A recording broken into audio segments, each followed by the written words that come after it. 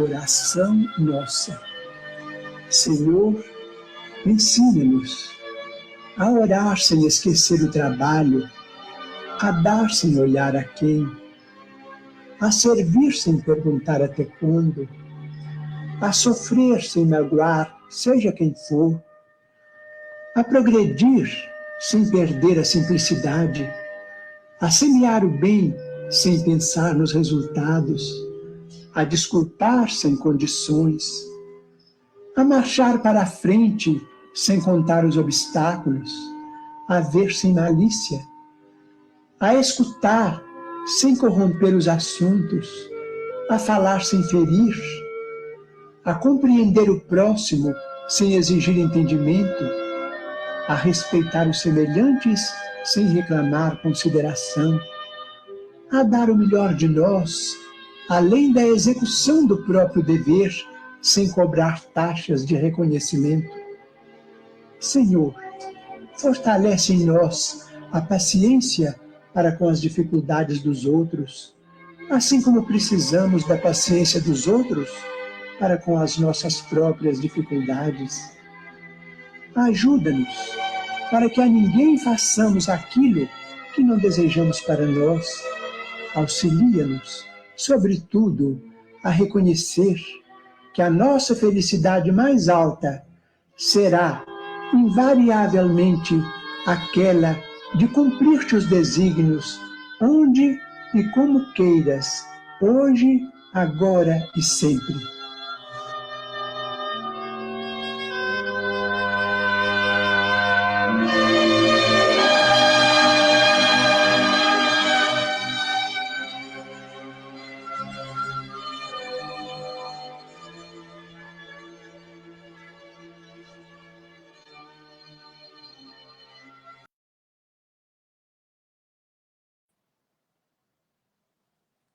Boa noite, meus amigos do domingo, mais uma vez aqui, não presencial, mas de alguma maneira juntos, né?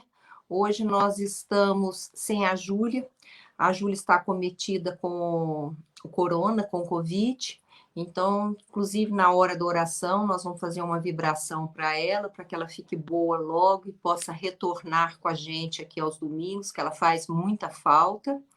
E nós estamos com um problema com a Cris, que ela está em São Lourenço com problemas familiares e a internet dela está muito ruim. Ela está tentando se conectar com a gente, ela está preparada para vir, para falar, ela se organizou para isso, ela iria falar diretamente lá de São Lourenço, mas o problema é que a internet lá está muito ruim. Ela disse que teve uma chuva lá e que a internet ficou muito ruim, mas parece que a Cris entrou. Que bom que você chegou, Cris. Eu estava falando com o pessoal a respeito da Júlia. Vamos ver como é que a gente vai caminhar.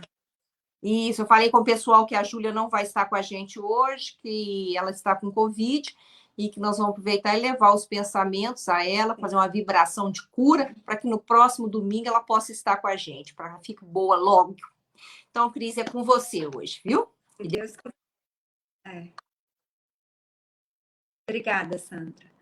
Não só pela Júlia, mas por todos os nossos irmãos contaminados pelo Covid ou com outros problemas de saúde, que Jesus tenha compaixão de todos, né? E que os auxilie a todos a se recuperarem com a maior brevidade possível.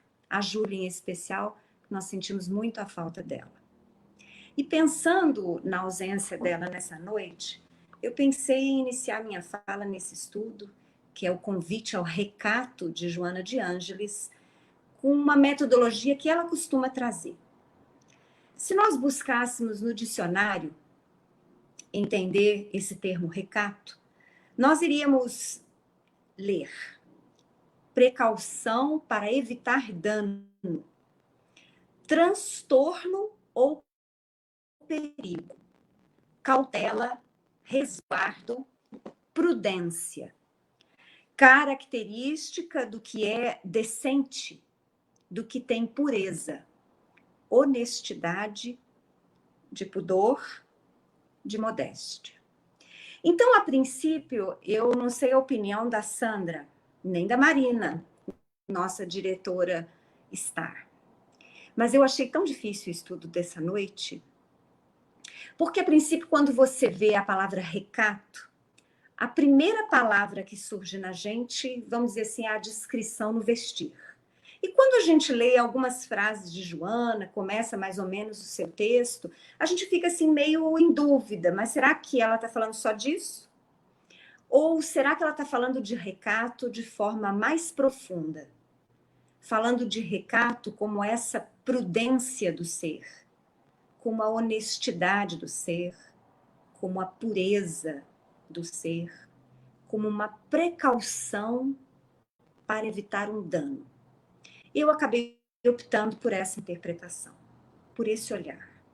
Não porque eu desvalorize esse olhar em relação à aparência, mas porque eu valorizo o olhar integral ao homem e à mulher, é claro, ao espírito imortal. E dentro dessa visão integral, é claro que a aparência também conta. Então vamos lá ver o que a gente pode entender um pouquinho desse convite de Joana dessa noite. Nós poderíamos entender, como eu falei, que ela está falando de aparência. Não é bem isso no final das contas.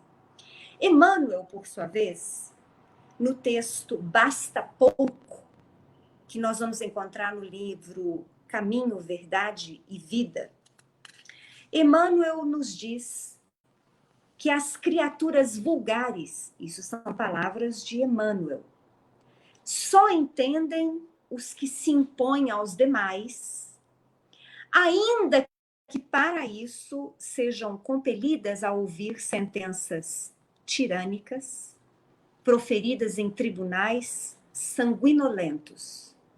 Apenas compreendem espetáculos que ferem a visão e gestos teatrais dos que dominam por um dia, para sofrerem amanhã o mesmo processo transformador imposto ao mundo transitório ao qual se dirigem. Entre outras palavras, Emmanuel está dizendo que para as criaturas vulgares, que aqui nós precisamos entender, como os espíritos imaturos, espíritos principalmente muito apegados às formas, à matéria, às convenções, à aparência, espíritos que pouco raciocinam ainda sobre a realidade da vida verdadeira, espíritos que não pararam ainda para pensar no profundo significado da vida, que se distancia do ter, do aparentar, do possuir dinheiro, títulos. Então, que estes espíritos, criaturas vulgares, que Emmanuel fala, geralmente, eles só prestam atenção na aparência, ou seja, no cargo, na autoridade, mesmo que eventualmente essa autoridade, ou então comumente, essa autoridade não tenha ética, não tenha diretriz, tenha sentenças arbitrárias, sanguinolentas, como diz o próprio Emmanuel. Então, as criaturas imperfeitas, ignorantes no sentido de não pararem muito para analisar a realidade da vida, do espírito, elas muitas vezes se apegam nesta ritualística da autoridade, na vestimenta do poder, na riqueza, na expressão da força que nós vemos nos planos materiais. Mesmo porque estes espíritos, essas criaturas que vamos chamar de imaturas e de simples, elas não pensam que aquelas autoridades que agem se utilizando às vezes da falta de ética,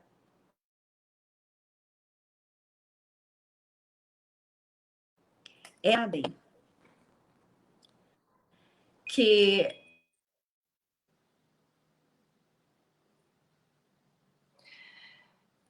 vamos ver se a Cris volta, né, gente? Mas o que eu pensei também foi exatamente como a Cris falou, que esse recato não é só no vestir.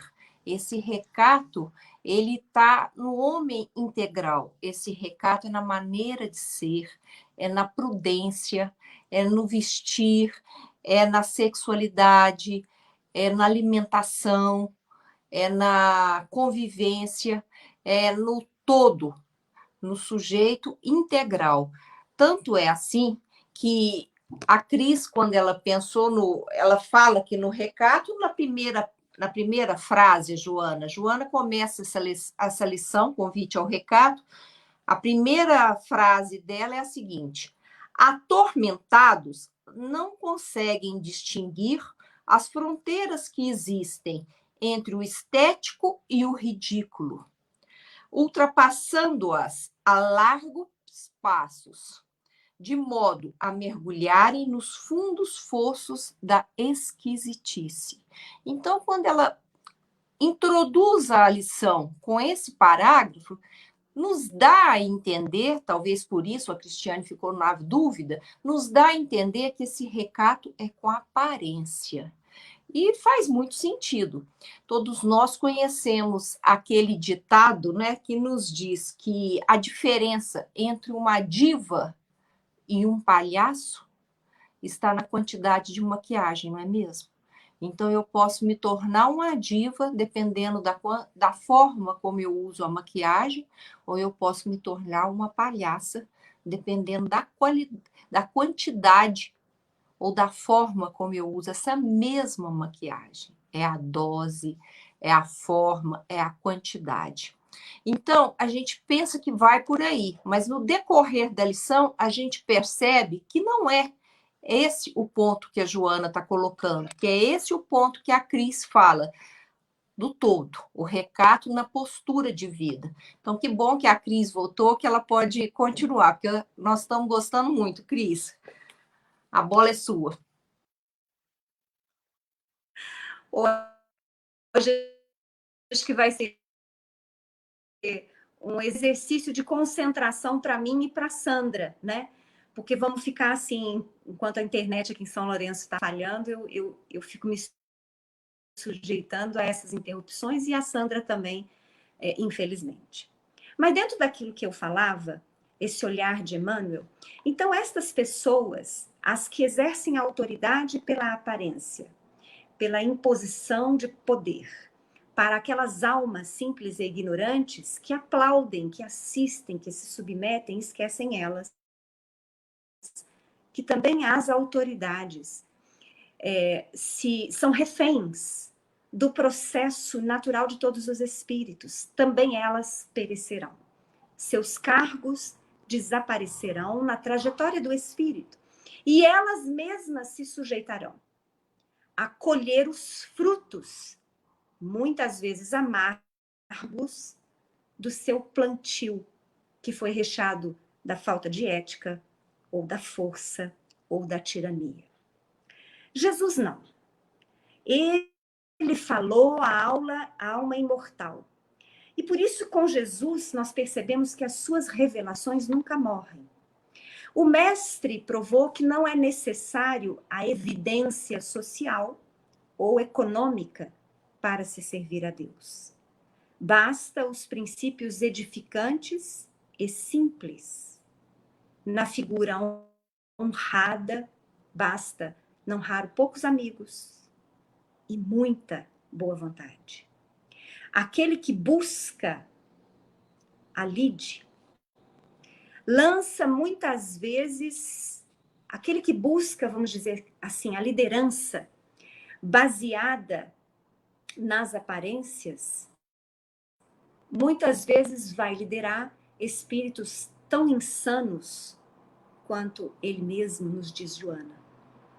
Já o que busca o trabalho, servir na seara de Jesus, este lidera a sua própria trajetória.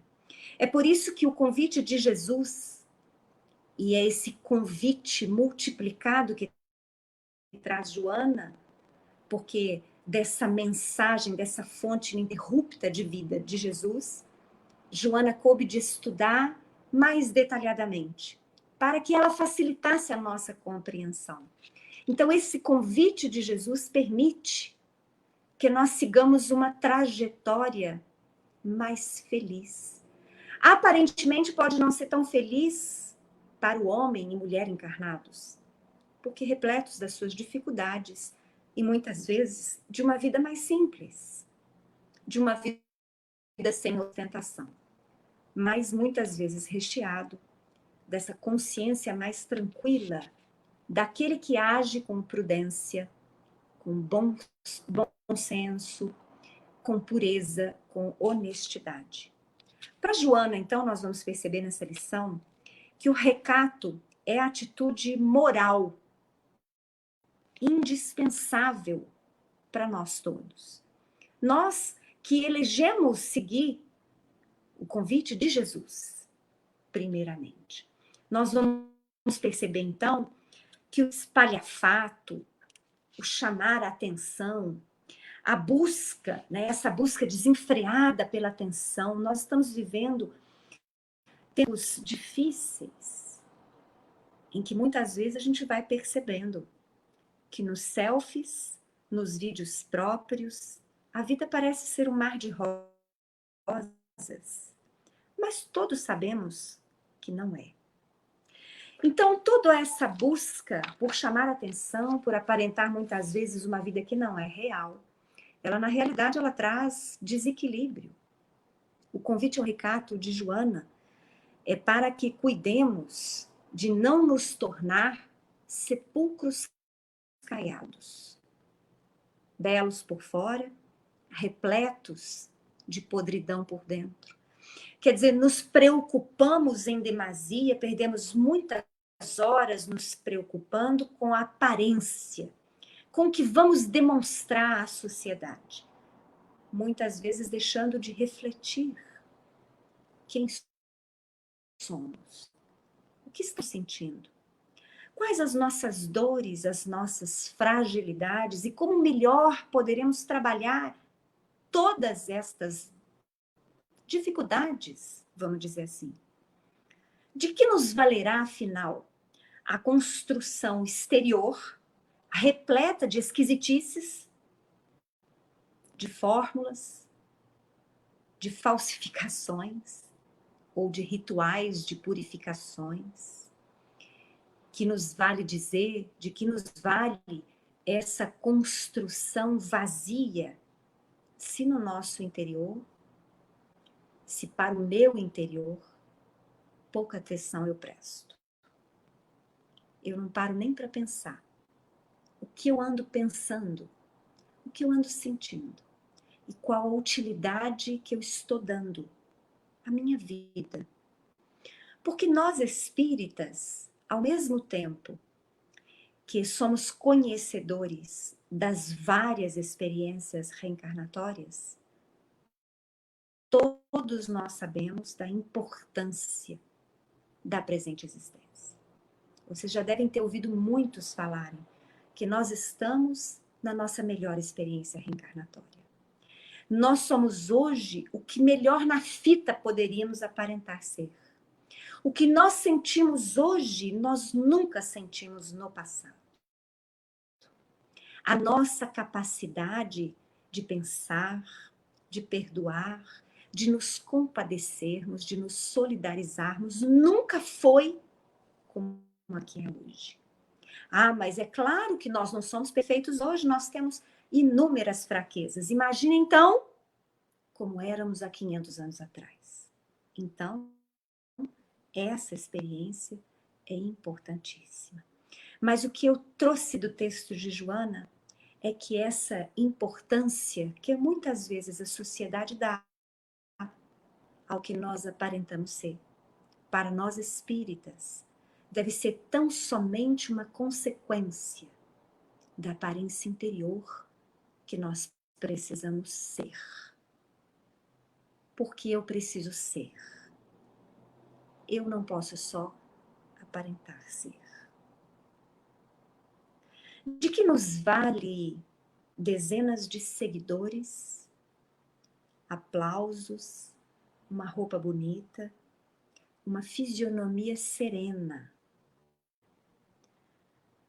se temos a alma em bancarrota, acuada, descrente. Pensem vocês que eu não estou só falando destes seguidores da mídia, né? Que seguem tantos agora, artistas ou não artistas, que editam comportamentos, vestimentas, forma de falar, forma de reagir. Eu falo também, e por que não, de pessoas que em conversas influenciam ao seu redor. Numa família, numa pequena coletividade, numa grande coletividade. Cuidado. Joana me convida a um cuidado daquilo que os outros podem interpretar que venha de mim. Que muitas vezes uma certa dose de reserva, uma certa dose de discrição, um cuidado que eu tenha com aquilo que eu falo, com a forma como eu ajo, vale como essa honestidade, como este recato. Emmanuel ainda nos alerta em outro texto, acorda e ajuda. Diz ele, aprende a participar da luta coletiva. Sai cada dia de ti mesmo e busca sentir a dor do vizinho, a necessidade do próximo, as angústias de teu irmão e ajuda quanto possas. Não te galvanizes na esfera do próprio eu. Quer dizer, não nos achemos especiais. Não nos distanciemos dos nossos irmãos. Nunca. Continua Emmanuel. Desperta e vive com todos, por todos e para todos, porque ninguém respira tão somente para si. Em qualquer parte do universo, somos usufrutuários do esforço e do sacrifício de milhões de existências. No final das contas, esse texto de Joana me deu trabalho. Me deu trabalho pensar sobre ele. Talvez porque eu nunca tivesse parado para pensar que recato tinha a ver com Jesus. Porque para mim recato tinha a ver com roupa. Mas não. Joana me ensinou que o recato do espírito é em relação à sua postura integral. O recato do espírito é a busca pela discrição, na certeza de que nós somos irmãos absolutamente iguais a todos os outros bilhões, trilhões, quadrilhões de criaturas criadas pelo Pai, não somente na Terra, mas nos universos sem conta, ainda tão desconhecidos ao homem. Joana me ensinou, me pôs a pensar que recato tem a ver com honestidade, tem a ver com pureza, o que me fez lembrar do capítulo belíssimo O Homem de Bem, lá do Evangelho segundo o Espiritismo. Joana me fez pensar como eu nunca havia pensado antes, que a simplicidade do espírito não está só no aparentar ser simples, mas no fazer-se simples. Talvez nos lembrando das palavras de Paulo, que na minha fraqueza eu me faça forte.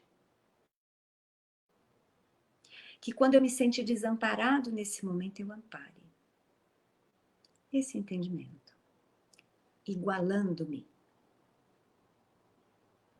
Me solidarizando. E para que isso possa acontecer, eu preciso me tornar simples.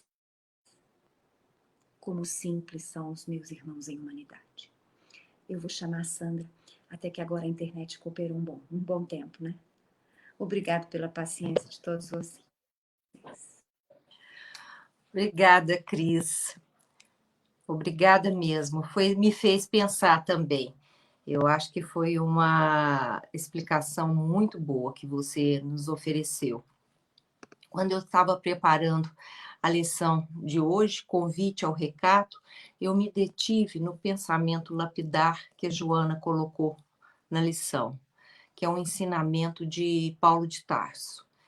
Ela começa o texto assim: que nenhuma coisa é em si mesma imunda, a não ser para aquele que a tem por imunda. Para esse sim é imunda. Está lá em Romanos, capítulo 14.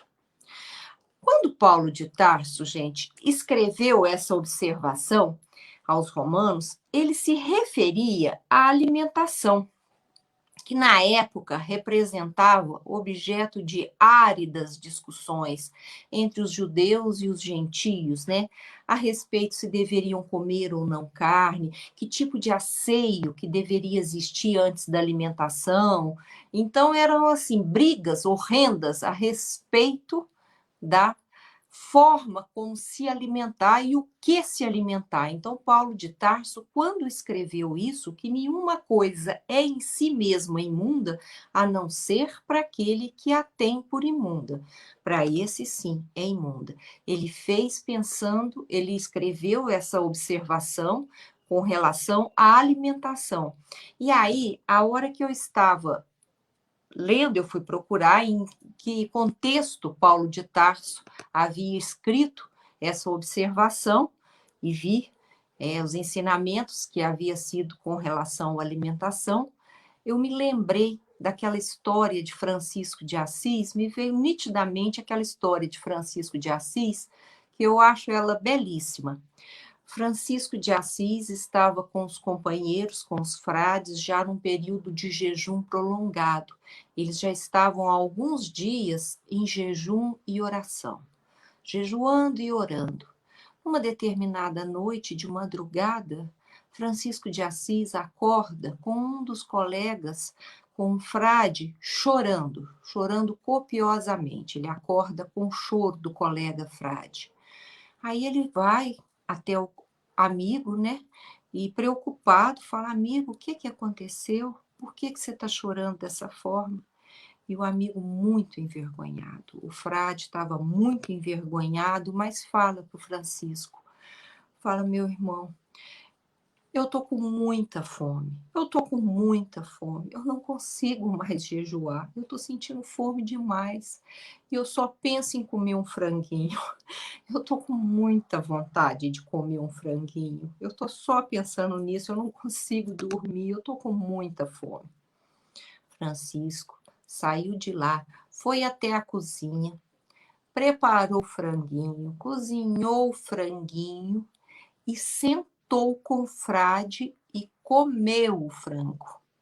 Gente, todos nós conhecemos o quanto Francisco era o protetor dos animais, o quanto Francisco jamais prepararia um frango, né? Cozinharia um frango, mas ele preparou o frango, cozinhou o frango para o amigo, para o colega, para o companheiro e sentou junto com ele e comeu junto o frango, para que ele não se sentisse nem humilhado e nem envergonhado de estar ali quebrando aquele jejum e comendo. E a moral da história, né, que é dita é o seguinte: o jejum era muito importante para Francisco, mas o amigo era mais importante ainda do que o jejum. Se não soubermos manter o sentido do amor, da união, do respeito ao outro, das ideias e limitações, não conseguiremos avançar na nossa evolução espiritual. E o mal ataca exatamente o amor, porque as trevas sabem que se tirar o amor não precisa fazer mais nada. Nós nos destruiremos por conta própria.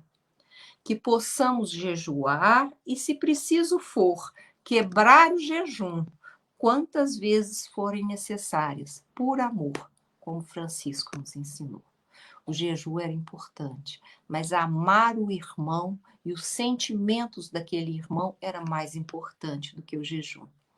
Então, olha aí, a ilustração para esse ensinamento de Paulo de Tarso, que nenhuma coisa é em si mesma imunda, a não ser para aquele que a tem por imunda.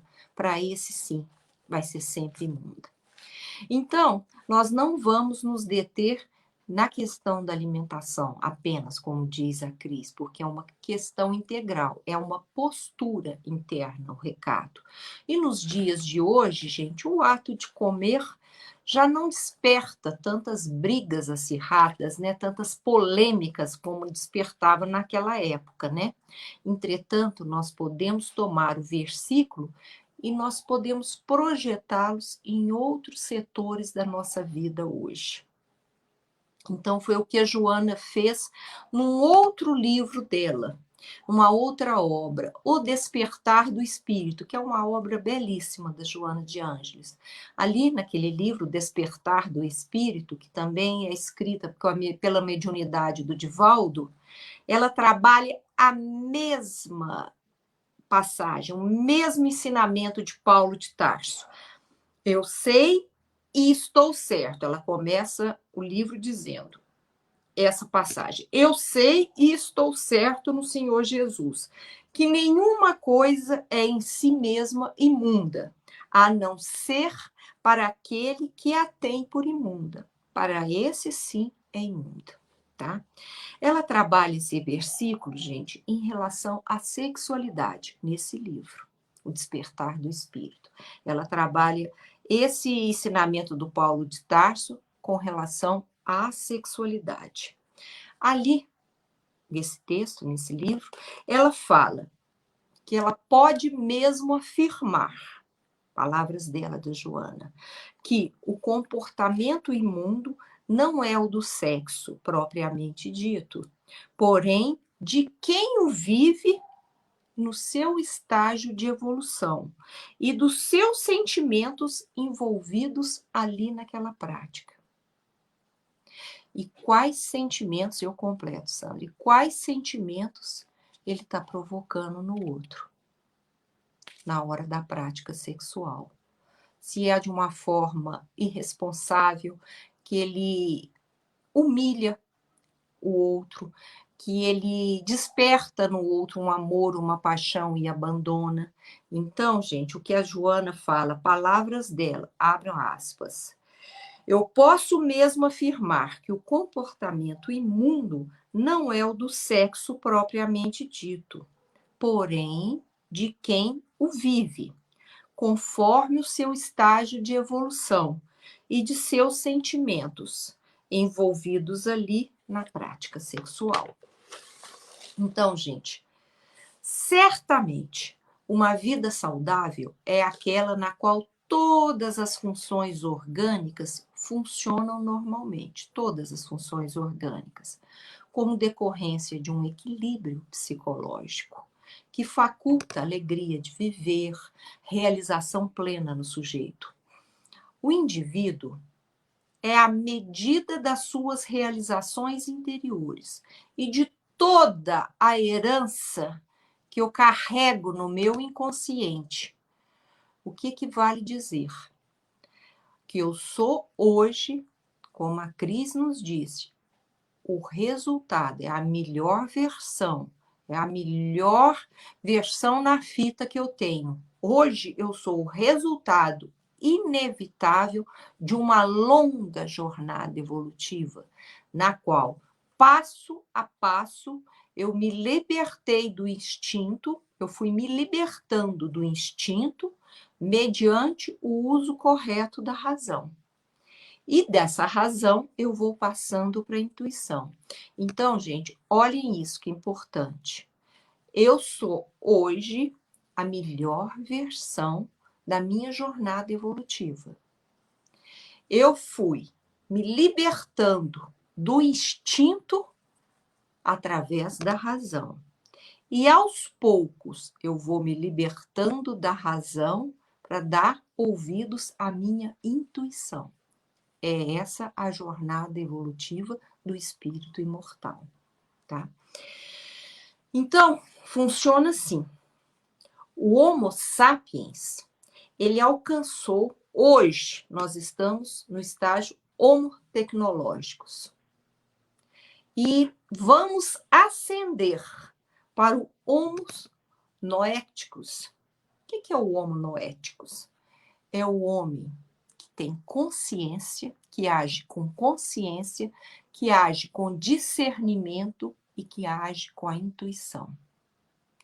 Então, eu saí do Homo sapiens, avancei para o Homo tecnológicos, que é o estágio que eu estou, e estou ascendendo para o Homo noéticos, que é aquele Homo que vai habitar a nova era, que vai habitar o planeta de regeneração. Esse planeta Terra, a hora que sair da transição e que for um planeta de regeneração e não mais um planeta de provas e expiações, será o Homo noéticos, aquele que vai ser comandado, seus comportamentos serão comandados pelo discernimento, pela intuição, pela sabedoria, pelo discernimento e pela intuição. Quando então, gente, vai haver um predomínio da vida parapsíquica, conduzindo-o a estados especiais de comportamento. Ali a Joana fala naquele livro que Freud, ela fala com todas as palavras, que Freud contribuiu muito, muito mesmo, para que o homem se libertasse daquela repressão sexual, aquele excesso, porque a gente sabe que nós pecamos. Lembra quando eu falei que a diferença está na dose? A diferença entre o remédio e o veneno é a dosagem, não é? Então, nós pecamos tanto pelo excesso quanto pela falta.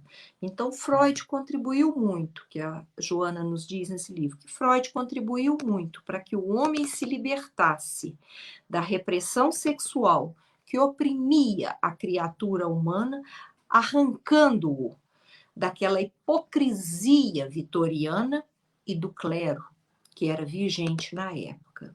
E como diz Joana, abro aspas, a contribuição de Freud é inestimável. No entanto, ela continua dizendo, no entanto, o ser humano não é somente um animal sexual, mas um espírito imortal que está em trânsito por diversas faixas do processo evolutivo, na busca da sua integração. Por isso que a Cris disse que nós temos que ver o recato numa postura integral. O predomínio, por enquanto, o predomínio na natureza humana é a natureza animal, por enquanto. Ainda somos muito subjugados pela nossa natureza animal. Ela ainda abafa a nossa natureza espiritual, mas isso é um processo transitório, decorrente de uma longa jornada que se iniciou com um psiquismo embrionário, atingiu o patamar de espírito inteligente e estamos caminhando rumo à angelitude. Então, eu saí lá de trás de um psiquismo muito rude, embrionário, adquirir o patamar de espírito inteligente, estou caminhando rumo à angelitude. Palavras da Joana. Então, ela continua dizendo, as palavras dela, de suma importância no corpo o aparelho genésico, em razão da elevada finalidade a que ele se destina, que é a finalidade da reprodução, né? Ele está fortemente vinculado aos mecanismos da mente e da emoção. E isso gera consequências inevitáveis, tanto para o bem quanto para o mal. Porque o nosso psiquismo, gente, ele comanda todas as nossas ações. Comanda o nosso somático, o nosso fisiológico, comanda o nosso comportamento, as nossas ações. Então, esse psíquico vai ter consequências, né? Tanto para o bem quanto para o mal, no nosso funcionamento desses mecanismos, dos mecanismos sexuais, ora para o prazer, como diz a Joana, ora para o prazer, vez ou outra para a reprodução da espécie, em outros momentos para completude hormonal e, por fim, para a realização total do indivíduo. Então, eu posso utilizar muito bem ou muito mal, dependendo da minha cabecinha, eu vou utilizar muito bem ou muito mal esse aparelho genético nessas 4 situações, né? Para o meu prazer, para a reprodução, em algumas situações, para a reprodução da espécie, para a completude hormonal ou para a realização total. Então, ela continua dizendo, quando reprimida essa libido, quando eu sou reprimida sexualmente por preconceitos doentios, eu fui vitimadas, né, por castrações de mães superprotetoras, ou mães impiedosas, ou pais violentos, ou oriundas de famílias muito desestruturadas, o que acontece? A criança, ela não se desenvolve com o necessário equilíbrio emocional, ela é desajustada emocionalmente. Ela vai se tornar um adulto desajustado. Então, caindo muitas vezes na vida adulta em situações vexatórias, situações inibitórias, situações aberrantes ou situações tormentosas. Então, aí o recato. Por quê, gente? A virtude, ela está no equilíbrio. Então, nós sabemos, né, que nós temos que atentar que esse recato, tanto ele pode ser o recato, nós temos que pensá-lo como um equilíbrio, e nunca com o excesso e nem com a falta. O que é o excesso de recato? Se você pensar, será que eu preciso ter o cabelo lá no quadril para que eu ame Jesus?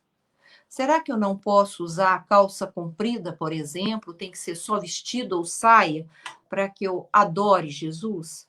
Ou será que eu tenho que usar burca, por exemplo? Isso é um excesso, né, de recato, vamos dizer assim.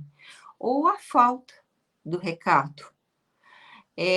Eu lembro que uma vez eu escutando uma palestra do Divaldo, e o Divaldo disse que numa determinada noite, madrugada, que ele foi acordado por Joana e que ela precisava ditar uma mensagem, um livro, eu não sei o que, para o Divaldo.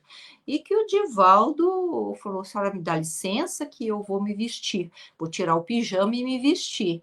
Aí uma pessoa na plateia começou a rir, qualquer coisa assim, e o Divaldo parou a palestra e falou, mas vocês acham que eu iria receber a Joana de Ângeles de pijama? Se chegar uma pessoa na nossa casa, a gente não vai se vestir para recebê-la? Joana vai receber. Eu estava chegando na minha casa e eu ia recebê-la.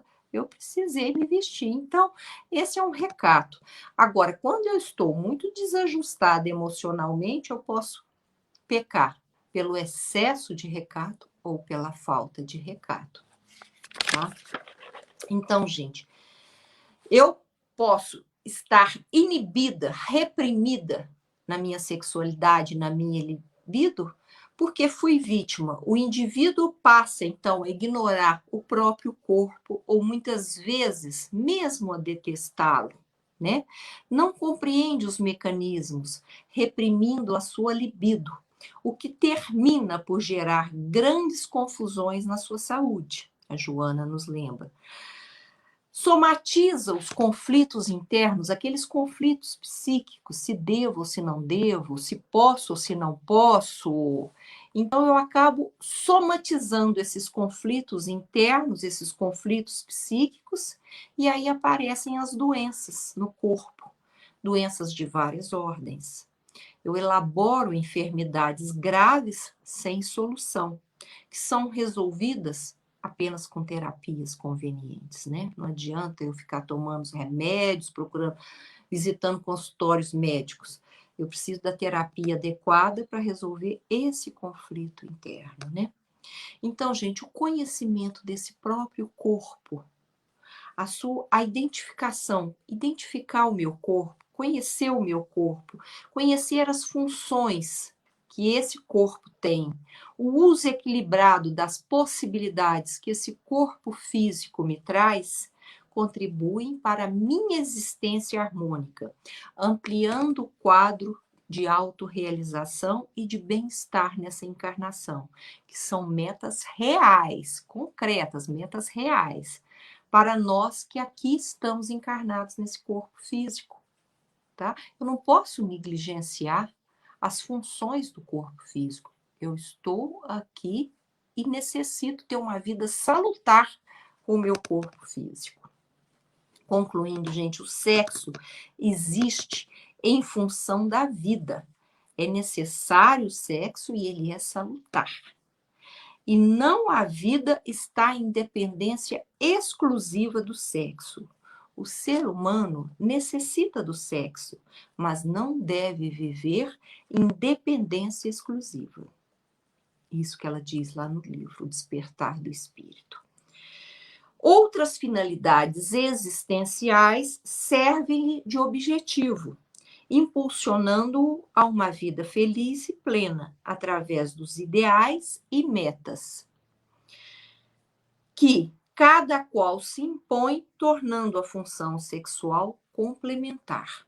A questão, portanto, não está em atitude de abstinência física, como se pensou por muitos séculos, nem no abuso das atividades sexuais, de uma forma irresponsável, como sugeriram ou ainda sugerem, né, gente, muitos movimentos libertadores. Porém, um saudável direcionamento das funções, com a finalidade salutar. Quando o sexo se transforma em motivo essencial dessa existência, da existência humana, isso gera muito mais angústia e insatisfação do que a gente possa imaginar, dando margem ao surgimento de pessoas ansiosas e frustradas, que considerando a existência como um meio para alcançar apenas orgasmos continuados, levam ao uso de álcool, drogas e outros estimulantes responsáveis pela capacidade dessa função sexual. Que, pelo contrário, gente, ela deve ser sempre espontânea e criativa, através do amor. Aliás, eu devo dizer, gente, que o amor é o melhor estimulante para a vida sexual. Não existe nenhum Viagra como o amor, né? Então, o amor é o melhor estimulante, o melhor estimulador, né, para a vida sexual, ao invés de baratearmos essa função que tem se tornado uma tormentosa idolatria. Há uma tendência, gente, isso é próprio do ser humano, essa tendência psicológica, que ao sairmos de uma escravidão, de uma repressão muito grande, a gente não saiba usar a nossa liberdade. A gente caia numa libertinagem de costumes, na qual nos tornamos mais servos do que senhores, muito mais infelizes do que éramos antes, né? É compreensível, gente, que todos nós aspiremos viver em liberdade. Claro, todos nós queremos viver em liberdade, pois a vida e o amor, elas são dádivas de libertação, jamais de coerção e sofrimento. Agora, o mau uso dessa liberdade é que corresponde pelas consequências lamentáveis da desarmonia, porque atenta contra os limites que são impostos como recurso de equilíbrio para a própria existência. Então, é aquilo que eu falei com vocês, né, gente? A virtude está no equilíbrio. O recato está no equilíbrio, nem no excesso e nem na falta. Afinal, gente, todos nós conhecemos esse dito popular, né? Que eu falei agora há pouco. A diferença entre o remédio e o veneno está apenas na dosagem. Ou então aquilo que eu falei agora há pouco também, né? A diferença entre uma diva e um palhaço está na quantidade de maquiagem. Então, é a descrição, usando uma palavra da Cris, né, da Cristiane, é a descrição, é a simplicidade do espírito, é uma postura interna que resplandece aqui fora, externamente. Não é se preocupar com essa aparência apenas, mas é a postura interna que isso vai se manifestar aqui no exterior. Bom, gente, a minha contribuição era essa. Eu quero deixar aqui com vocês o meu boa noite, o meu muito obrigado. Vamos estar aqui torcendo para que no próximo encontro, na próxima semana, a Júlia possa estar conosco. E vocês vão aguardar um minutinho, porque a Marina trouxe, a nossa diretora trouxe uma animação que ela vai colocar aí para nós.